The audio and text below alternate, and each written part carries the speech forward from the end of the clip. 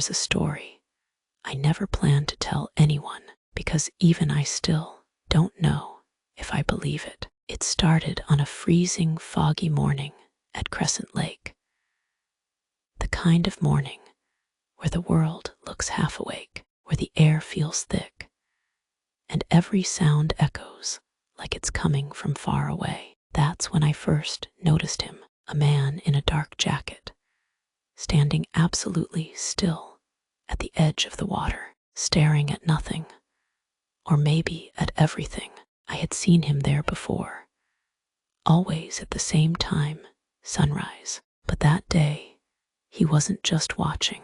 He looked nervous, almost scared. I walked closer and asked softly, "Are you okay?" He didn't turn, didn't blink, didn't move. He simply said, "It's today." I didn't understand.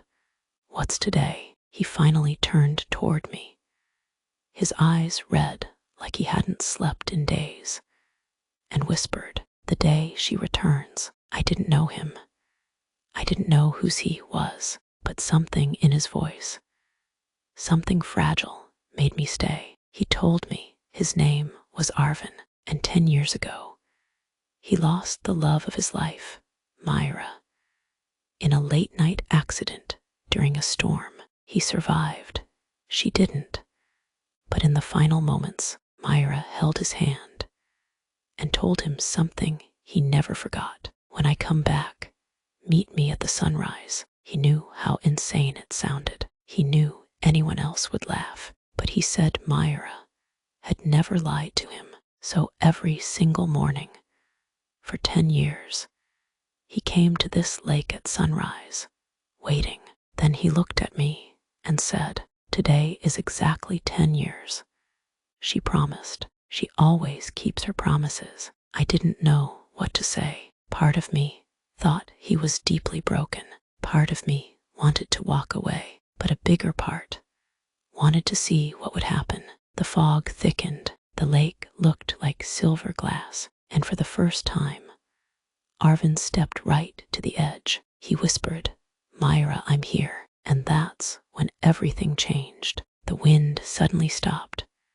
Not slowed, stopped. The trees froze. The air felt heavier, like the whole world was holding its breath. And then the fog in front of us slowly began to open, like invisible hands were pulling it apart. At first, I thought it was just my imagination, but I swear on everything I love, I saw a silhouette in the mist. A woman, not glowing, not transparent, not ghost-like, just real, standing or floating above the water. Arvin's breath caught in his throat. Tears streamed down his face, but he wasn't afraid.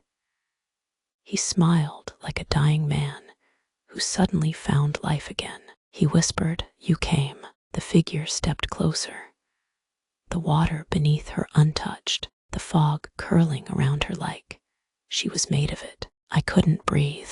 I couldn't move. I couldn't look away. And for a moment, a single terrifying, beautiful moment, I saw her face. Myra, not aged, not damaged, just like she had stepped out of time. She reached out her hand to him. Arvin reached too. Their fingertips were so close, I could almost feel the electricity between them. And then, as fast as lightning, she vanished, gone, swallowed by the fog. The wind returned. Birds started chirping again. Ripples moved across the lake. The world woke up like nothing had happened. Arvin dropped to his knees, but he wasn't crying anymore. He was smiling. "She's close," he whispered. "Tomorrow, she'll